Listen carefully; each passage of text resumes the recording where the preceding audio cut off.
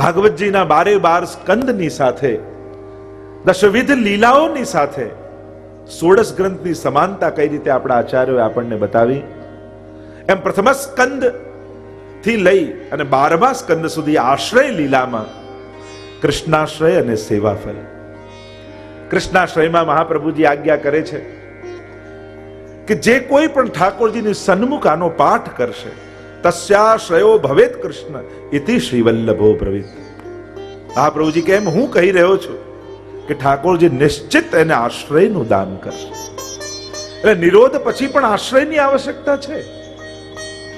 અને સેવામાં આવતા ફલની વાત કરી, પ્રતિબંધની વાત કરી, અને આશ્રય દ્વારા સેવાના આ પરમ ફલની પ્રાપ્તિ થાય. તો આમ સમાનતા કર્યા બાદ આપણે ગઈકાલે જે ચર્ચા કરી રહ્યા હતા, બાલબોધમાં આપણે પ્રવેશ કર્યો હતો. આપણા બધાની પાસે 16 ગ્રંથની પુસ્તિકા છે. નારાયણ દાસ ઉપર ઠાકોર શ્રી મહાપ્રભુજીએ વિશેષ કૃપા કરી, બાલબોધ ગ્રંથ ભણાવ્યો. મતિ વિશુદ્ધ બની, અહમતા મમતાનો નાશ થયો, અનન્ય આસક્તિ ઠાકોરજીના ચરણારવિંદમાં પ્રગટ થઈ. આ બાલબોધ ગ્રંથમાં સંક્ષિપ્ત પરિચય જો આપને આપું, શ્લોકોના દર્શન તો આપણે કરીશું જ,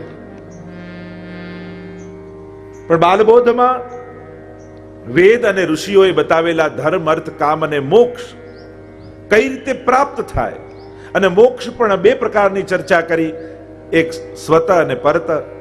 એક પોતાની જાતે જ પોતાની જાતનો ઉદ્ધાર કરવો, અને બીજું કોઈ દેવની કૃપાથી મોક્ષની પ્રાપ્તિ થાય, એની ચર્ચા કરી. એટલે સૌથી પહેલા મહાપ્રભુજી સમજાવે છે કે પુષ્ટિ માર્ગ સિવાય અન્ય ઉપાસનાઓથી શેની પ્રાપ્તિ થાય એ પહેલા સમજી લો. પછી તમને સિદ્ધાંત મુક્તાવલીમાં સમજાવીશ કે આપણા ઠાકોરજીની ઉપાસનાથી તમને શું ફલ પ્રાપ્ત થશે. ભગવત સ્વરૂપોની ચર્ચા કરી, ક્ષર, અક્ષર ને પુરુષોત્તમની ચર્ચા સિદ્ધાંત મુક્તાવલીમાં કરી, જીવની ચર્ચા કરી, જગતની ચર્ચા કરી. એ બધી ચર્ચા સિદ્ધાંત મુક્તાવલીમાં આવશે. એટલે થોડાક વેદાંતનો વિષય આ છે સિદ્ધાંત મુક્તાવલી આદિ. અને બાલબોધમાં અન્ય ઉપાસનાથી થતા ફલની પ્રાપ્તિની ચર્ચા છે. ઘણી વાર લોકો એમ કહેતા હોય, ગમે તેને ભજો, જવાનું તો એક જ ઠેકાણે છે. આ અશાસ્ત્રોક્ત વાત છે. એવું ક્યાં અને કોણે કહ્યું કે ગમે તેને ભજો એટલે એક જ ઠેકાણે જવાનું હોય? ગીતાજીમાં સ્પષ્ટ ભગવાન કહે છે કે તમે જેને ભજો છો એને પામો છો, અને જેને ભજો એની શ્રદ્ધા હું ત્યાં તમારી દ્રઢ કરું છું. તમારો અધિકાર એ છે. દરેક જીવનો પૂર્ણ પુરુષોત્તમ પરમાત્માને ભજવાનો અધિકાર પણ હોતો નથી. અને એટલા માટે નાના ફલથી આકર્ષાઈ અને લોકો નાની ઉપાસનાઓમાં લાગી જાય છે. એટલે તો ભગવાન કહે, યો યામ તનુમ ભક્ત શ્રદ્ધયા રચિતુમ અચ્છતિ તસ્ય તસ્યામ ચલામ શ્રદ્ધામ તામેવ વિદધામ્યહમ. જેને ભજે અને એનો અધિકાર એટલો હોય તો એની શ્રદ્ધા હું ત્યાં દ્રઢ કરી દઉં છું, કારણ કે એનો અધિકાર જ ત્યાંનો છે. દરેકને પુષ્ટિ ભક્તિ સમજમાં ના આવે, એનો અધિકાર જ એ હોય. અને કેટલા પ્રકારની ઉપાસનાઓ જગતમાં છે, અને કોઈ ખોટા નથી. આપણે કોઈ ભક્તિ કરતા હોય ને બીજો કોઈ બીજી ભક્તિ કરતો હોય, એનો અર્થ આપણે સાચા ને ખોટો એમ ન થઈ જાય. એ એની રીતે સાચો જ છે એની રીતે સાચો, પણ એની ઉપાસના ઉત્તમ નથી, એની ગતિ ઉત્તમ નથી, એની ફળની પ્રાપ્તિ ઉત્તમ નથી. કહેવાનો અર્થ આ જ, એને ખોટો ન કહી શકાય. એના અધિકાર પ્રમાણે એ બરાબર કરી રહ્યો છે. કોઈની શ્રદ્ધાને કેમ ખોટી કહી શકાય? મહાપ્રભુજી પાસે તો વૈષ્ણવ આવીને પૂછ્યું કે જયરાજ, જ્ઞાન માર્ગ મોટો કે કર્મ માર્ગ મોટો કે ભક્તિ માર્ગ મોટો? ત્યારે મહાપ્રભુજી કે જેની જ્યાં શ્રદ્ધા હોય એના માટે એ માર્ગ મોટો, પણ અમને પૂછો તો અમારા મતે ભક્તિ માર્ગ શ્રેષ્ઠ છે. અને એટલા માટે મહાપ્રભુજી ઇતિ મે મતિ, આ મારી મતિ, આ મારો મત છે એમ કહીને છોડી દે છે. અને એટલા માટે ગીતાજીમાં સ્પષ્ટમાં ભગવાન સમજાવે છે. હમણાં એનો વિસ્તાર ગીતાજીમાં પ્રવેશ નથી કરતો, પણ જેવી ઉપાસના જીવ કરે છે એને પામે છે, અને મને ભજનારો મને પામે છે, એમ સ્પષ્ટ ભગવાનના વચન છે. અને એટલા માટે સૌથી પહેલા ધર્મના માર્ગે ચાલનારા જીવે વિચાર કરવો કે તમારે પામવું શું છે, તમારે કોને પામવા છે, શું પામવું છે. અલ્પ ફળ જોઈએ છે કે વિશેષ ફળ જોઈએ છે, તો એ પ્રકારે સાધના પદ્ધતિમાં જોડાવું. તો આવો પ્રવેશ કરી બાલબોધમાં. મહાપ્રભુજીની વાણી છે અને મહાપ્રભુજી તો વાક પતે છે અને સ્વયં ગુસાઈજી પણ કહે છે ને, તદુક્તમ અપી દુર્બોધમ.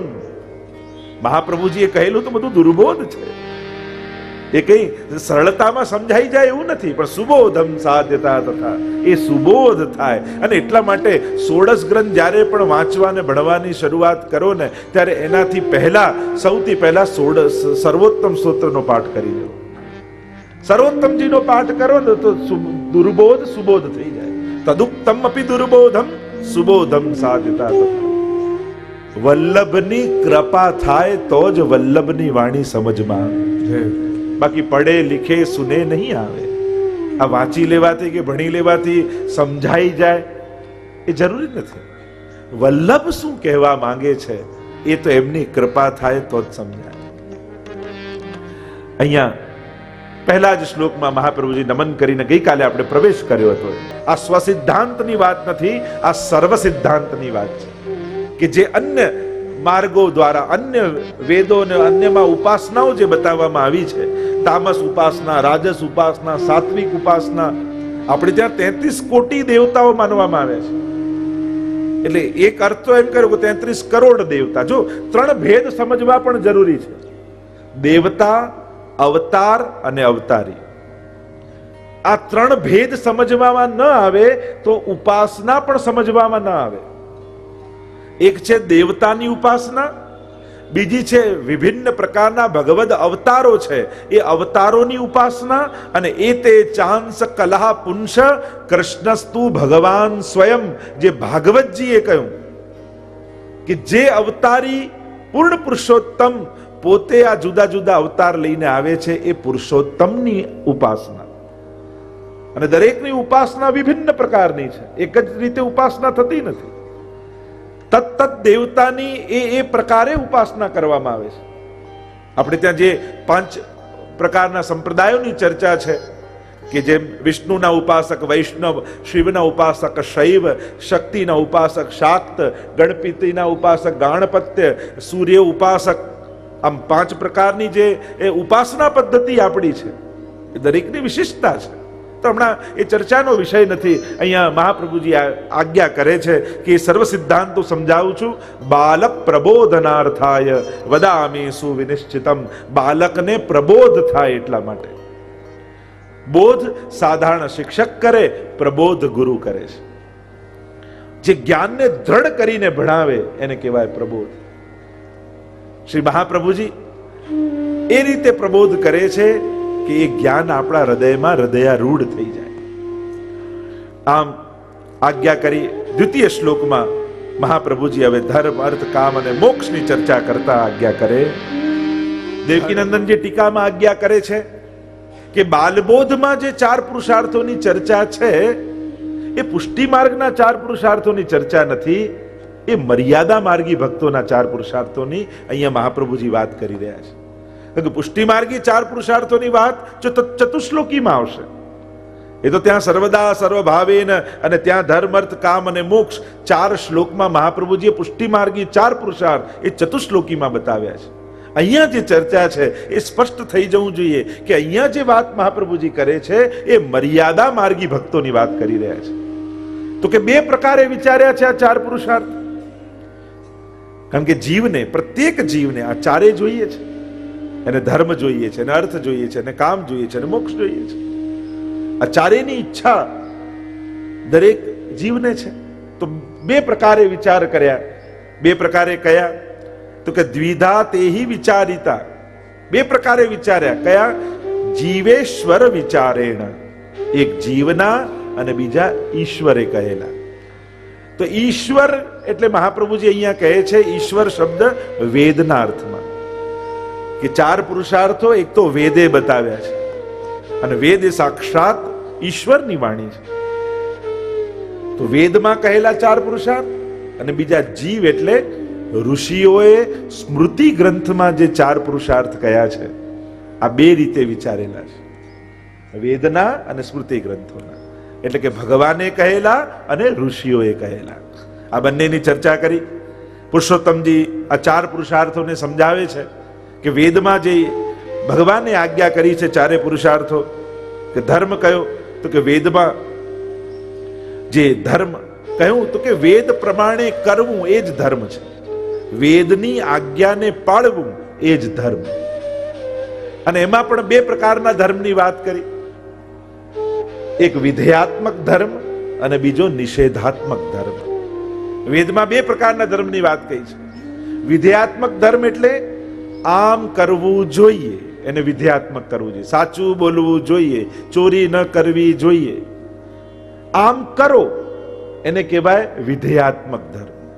અને આમ ન કરાય એને કહેવાય નિષેધાત્મક ધર્મ. એટલે કે વેદમાં બંને લાઈટ આપી છે, ગ્રીન લાઈટે આપી છે અને રેડ લાઈટે આપી છે, ક્યાં જવું અને ક્યારે ઊભા રહેવું. અને ત્રીજો કર્મ એ પ્રાયશ્ચિત કર્મ છે, કરવું, ન કરવું, અને ન કરવાનું થયું તો શું કરવું, તો કે પ્રાયશ્ચિત કરો. આ 3 પ્રકારની ચર્ચા છે. 2 પ્રકારના વર્ગીકરણ કરી શકાય, પ્રવૃત્તિ ધર્મ અને નિવૃત્તિ ધર્મ. નિવૃત્તિ એટલે કે જેનાથી સંસારની મોહાશક્તિ છૂટે. આ 2 પ્રકારના ધર્મની ચર્ચા વેદમાં આવી. અર્થની વાત આવી તો અર્થ કોને કહેવાય, પુરુષોત્તમજી એમની વ્યાખ્યામાં ધર્મ, અર્થ, કામ અને મોક્ષ સમજાવે. અર્થ એટલે જે સ્ત્રી, પુત્રાદિ, દેહ, પ્રાણ, ગૃહ આદિ જે સાધનો છે જેનાથી માણસ સુખની કલ્પના કરે છે એ બધા અર્થ પુરુષાર્થ કહેવાય. અને વેદમાં યજ્ઞ દ્વારા આ બધું પામવાનો પ્રકાર છે. અર્થ પુરુષાર્થ પામવાનો વેદમાં પ્રકાર છે. કેટલા યજ્ઞો આપણે ત્યાં બતાવ્યા છે કે માણસ એની ઈચ્છાઓને પૂરી કરી શકે. અને શાસ્ત્રોમાં એવી ઘણી કથાઓ આપણને પ્રાપ્ત થાય છે કે યજ્ઞ દ્વારા આની પ્રાપ્તિ કરી. જેમ પુત્ર પ્રાપ્તિ, પુત્ર કામેષ્ટિ યજ્ઞ કરાવ્યો અને ચરુ લઈને ભગવાન પ્રગટ થયા અને રામા અવતારની કથા આપણે જોઈએ છીએ. ત્યાં વૃત્રાસુરમાં પણ કથામાં પણ આવે છે કે ઇન્દ્રને મારે એવો પુત્ર પ્રગટ થાય ને ભૂલ પડીને વૃત્રાસુર પ્રગટ થયો. તો યજ્ઞ દ્વારા પણ આ પદાર્થો પામી શકાય છે. તો અર્થ પુરુષાર્થ વેદમાં કહેલો. કામ પુરુષાર્થ વેદમાં કામના પૂર્તિ માટે યજ્ઞો બતાવવામાં આવે છે. અને મોક્ષ પુરુષાર્થ કે જેના દ્વારા અમતા મમતા છૂટે. તો આમ 4 પ્રકારના પુરુષાર્થની ચર્ચા, એક તો ઈશ્વરે એટલે કે વેદે બતાવ્યું અને બીજું ઋષિઓએ બતાવ્યું છે સ્મૃતિ ગ્રંથોમાં. અને આ 2 પ્રકારની ચર્ચા અહીંયા કરવામાં આવી છે, વિચારવામાં આવ્યા છે. એમ કહીને મહાપ્રભુજી 3જા શ્લોકમાં આજ્ઞા કરે. મનુસ્મૃતિ, કપિલ આદિએ સ્મૃતિ ગ્રંથો લખ્યા છે. જેમ મનુસ્મૃતિનું તમે પઠન કરો તો વ્યક્તિ એ સ્મૃતિ ગ્રંથોને પાળી જીવનમાં કઈ રીતે ધર્મ, અર્થ અને કામની પ્રાપ્તિ, મોક્ષની પ્રાપ્તિ કરે એની ચર્ચા ત્યાં મનુસ્મૃતિમાં સમજાવવામાં આવી છે. તો જે સ્મૃતિ ગ્રંથોમાં ઋષિઓએ કહ્યું છે એમ કહી અને આગળ 4થા શ્લોકમાં મહાપ્રભુજી આજ્ઞા કરે. તેને વર્ણન કરવાની જરૂર નથી, કારણ કે વેદે જે સમજાવ્યું છે એના પર અન્ય કોઈની વ્યાખ્યા કરવાની આવશ્યકતા છે જ નહીં અને કરાય પણ નહીં. વેદ એ સ્વયં ભગવાનની અંતિમ વાણી છે અને એના ઉપર પોતાની વ્યાખ્યાઓ કરવાની આવશ્યકતા રહેતી જ નથી. કારણ કે વેદથી વિપરીત કોઈ પણ અર્થ કરો તો એ અધર્મ જ છે. વેદ પોતે મૂર્તિમંત ધર્મ છે. અને એટલા માટે મેં અગાઉમાં કહ્યું ને, જે ભગવાનને ન માને નાસ્તિક નથી, પણ જે વેદને ન માને નાસ્તિક કહેવાય છે. ધર્મ અને અધર્મનો નિર્ણય વેદ બતાવે છે.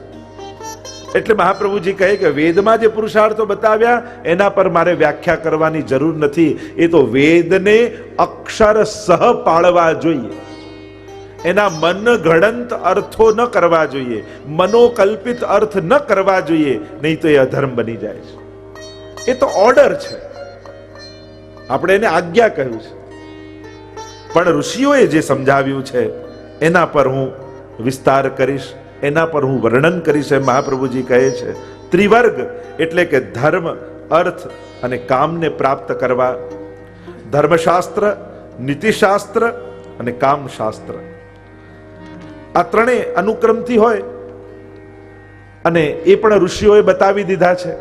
એટલે મહાપ્રભુજી કે એના પર પણ હું વિસ્તાર કરતો નથી, કારણ કે ધર્મ, અર્થ અને કામની પ્રાપ્તિ કેમ થાય એના માટે આ ત્રણેય શાસ્ત્રો જીવે જોઈ લેવા, કારણ કે એમાં વિસ્તારથી ઋષિઓએ વર્ણન કર્યું છે. મહાપ્રભુજી અહીંયા સંક્ષિપ્તમાં પોતાની વાત સુધી પહોંચાડવા માંગે છે આપણને. તો કે વેદ જોઈ લેવું, એમાં ધર્મ, અર્થ, કામ, મોક્ષ કેમ મળે એ વેદમાં બતાવેલા પ્રમાણે ચાલવું, અને ઋષિઓએ બતાવ્યું છે તો એ ધર્મશાસ્ત્ર, કામશાસ્ત્ર, નીતિશાસ્ત્ર જોવું, એનાથી ધર્મ, અર્થ અને કામની પ્રાપ્તિ કેમ થાય એમાં એની વ્યાખ્યા થઈ જાય. મહાપ્રભુજી કહે હું મોક્ષ ઉપર ચર્ચા કરવા માંગુ છું. તો આ ત્રણ શાસ્ત્રો ત્રણ જગ્યાએ જોઈ લેવા, ત્રણ પુરુષાર્થો સમજી લેવા.